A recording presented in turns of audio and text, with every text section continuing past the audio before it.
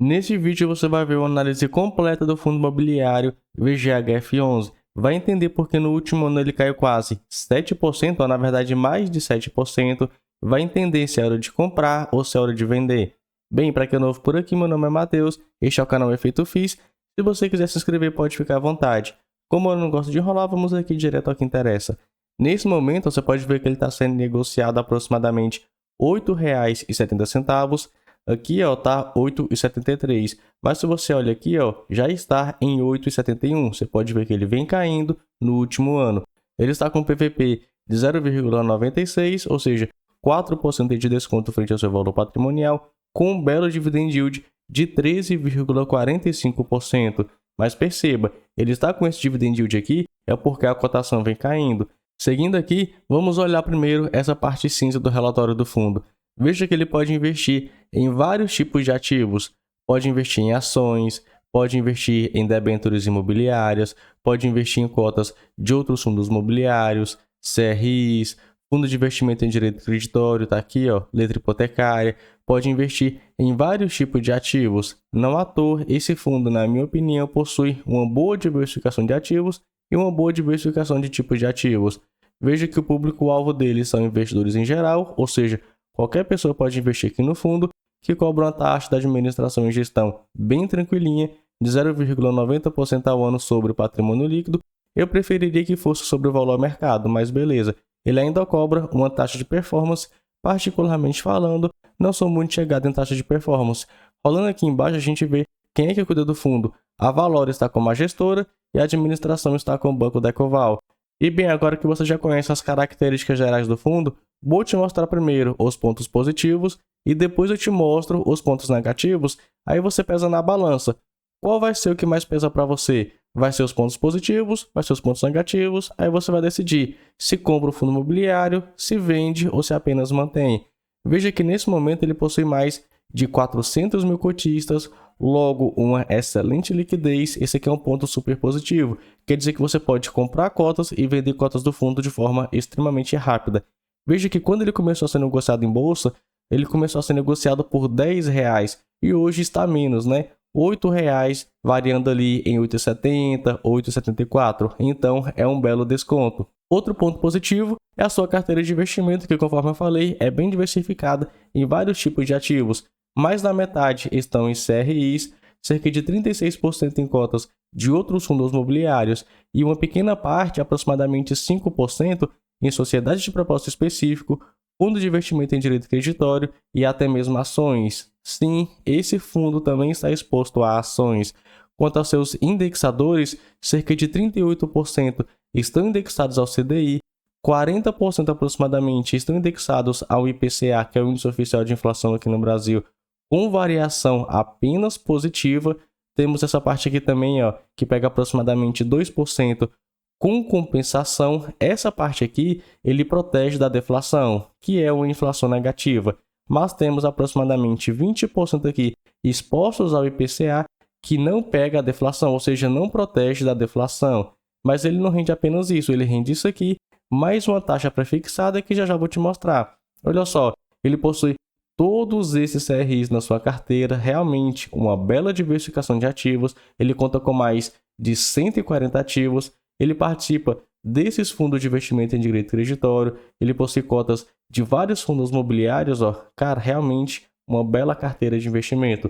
Ele possui ações, sociedades de propósito específico, que rendem, vamos ver aqui quando a carteira dele está rendendo essa parte de CRIs. Olha só, a sua parte de IPCA está rendendo IPCA, mais uma média aí que varia entre 8% e 10% ao ano. Isso pega cerca de 62% da carteira do fundo. Já a outra parte que está rendendo CDI, pega aí rendendo CDI, mais uma taxa prefixada que varia entre 3% e 4% ao ano, que pega o restante da carteira do fundo.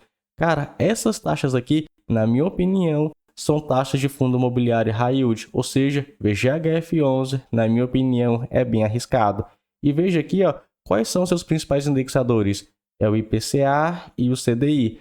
Vamos ver como foi a performance deles no último ano. Olha só, começando pelo IPCA. Lembre-se que esse fundo começou em 2021. Então veja, em 2021 a inflação estava explodindo. Aqui em 2022 reduziu Em 2023, reduziu ainda mais.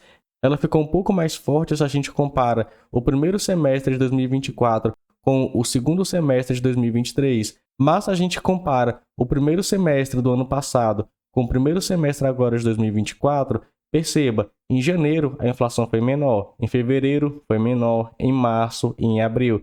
Só agora, em maio e em junho, que a inflação veio um pouco maior. Mas a gente vê que, ao todo, a inflação, pelo menos por enquanto, de 2024, está menor do que a inflação de 2023.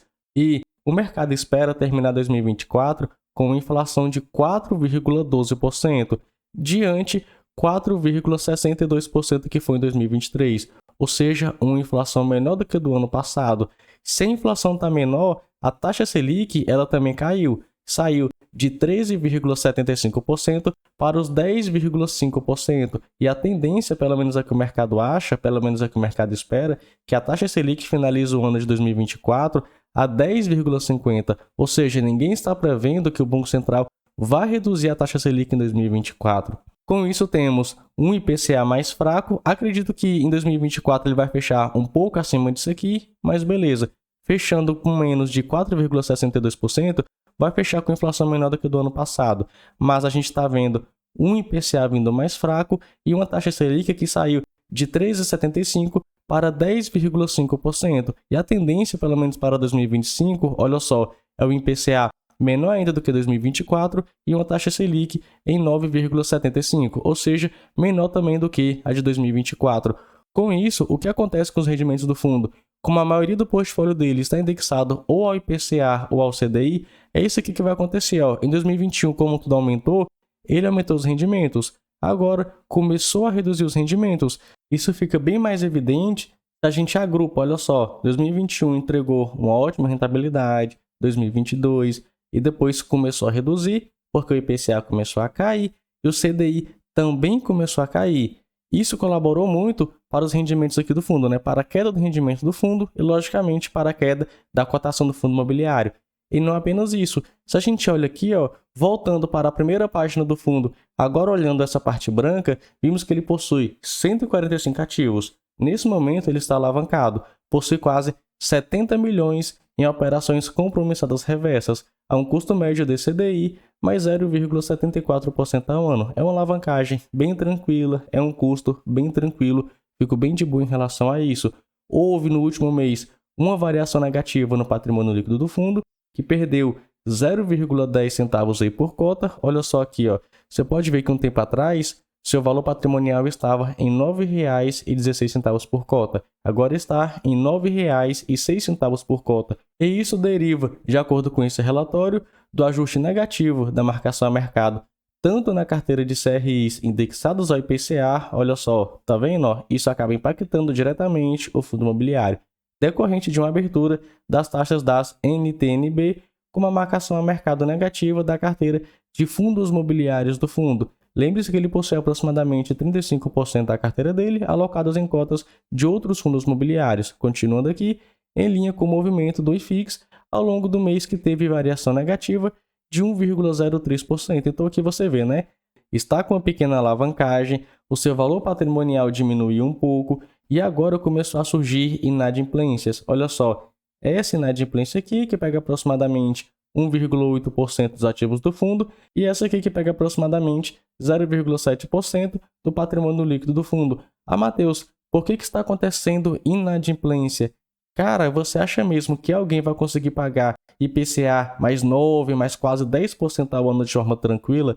Acha que alguém vai conseguir pagar CDI mais 4% durante muito tempo? É muito difícil disso que acontecer. Então, uma hora ou outra, essas inadimplências iriam ocorrer. Você viu, cara, aconteceu com vários fundos imobiliários. O mais evidente foi o HCTR11, teve o DEVA11, o próprio BCRI11, o VSLH11 e outros fundos imobiliários de papel sofreram com inadimplências. E esse fundo aqui acabou não escapando porque suas taxas também estão muito altas. Agora que eu te mostrei os dados positivos do fundo e comecei a falar aqui os dados negativos, vou frisar aqui os dados negativos.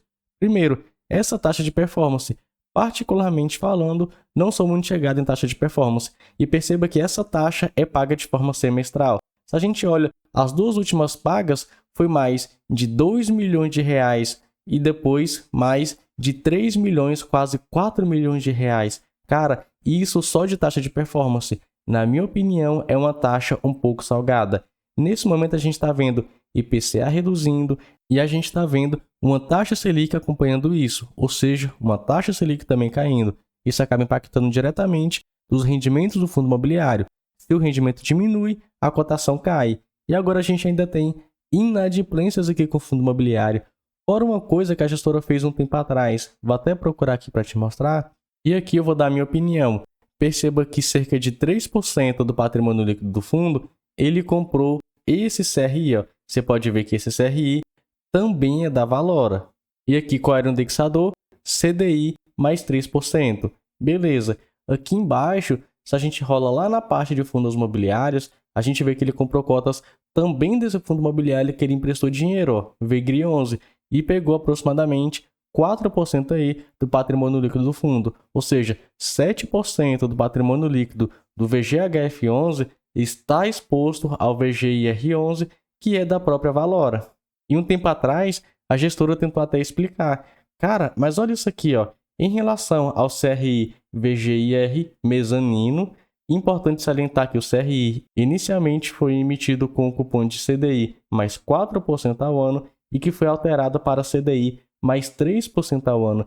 Esse CRI podia estar rendendo para a gente, na verdade para você que tem cotas, porque eu vendi nesse dia, olha só, poderia estar rendendo CDI mais 4%, mas como é da Valora, fizeram aí o favor para alterar para CDI mais 3%. Então isso aqui podia estar rendendo muito mais para os cotistas do VGHF11. Então, por não concordar com isso aqui, eu não fiquei com nenhuma cota do VGHF11 e, na minha opinião, ele perdeu o conceito. Para você, com tudo isso que eu te falei, VGHF11, nesse valor aqui de R$ 8,70 aproximadamente, ele vale ou não vale a pena? É hora de comprar ou é hora de vender? Comenta aí, gosto bastante da sua participação. Fico por aqui, nos vemos então no próximo vídeo.